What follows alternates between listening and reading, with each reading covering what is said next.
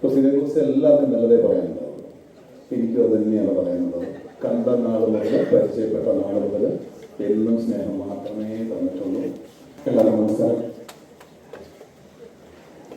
ഇതേപോലുള്ള ഫംഗ്ഷനൊക്കെ വന്നാൽ ഏറ്റവും വലിയ ഗുണം നമ്മുടെ പ്രിയപ്പെട്ടവരെ ഒന്ന് കാണാൻ പറ്റും. പലരെയും കാര്യം പലരെയും എന്താ പറയുക, പലപ്പോഴായിട്ട് കാണാൻ സാധിക്കാറില്ല പലരെയും. അപ്പോൾ അതിന് തന്നെ എത്ര നാളുകൂടെ കാണുന്നല്ലേ, നാളുകൂടെ.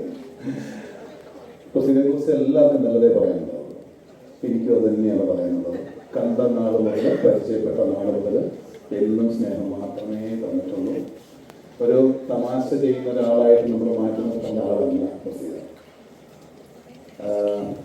അതിലൊക്കെ മികച്ച പ്രകടനം കാഴ്ചവെച്ച സിനിമകളുടെ പത്രം എന്ന് പറയുന്ന സിനിമയിൽ അനിക്കയുടെ മോളായിട്ട് ഗംഭീര പ്രകടനം കാഴ്ചവെച്ച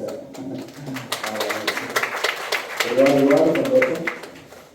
പ്രസീതയുടെ പുതിയ സംരംഭത്തിൽ എല്ലാ വിദ്യാശംസകളും നേടുകയാണ്.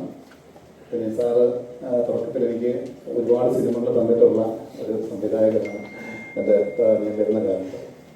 ഇപ്പോൾ അദ്ദേഹം തന്നെ പറഞ്ഞ് എന്താ പറയുക, സീരിയസ് അല്ലെങ്കിൽ വില്ലൻ വേഷങ്ങളിലേക്ക് ഒരു ഭാവി പ്രതീക്ഷയാണ്. വില്ലൻ മാത്രമല്ല, തമാശ ഞാൻ ചെയ്യും.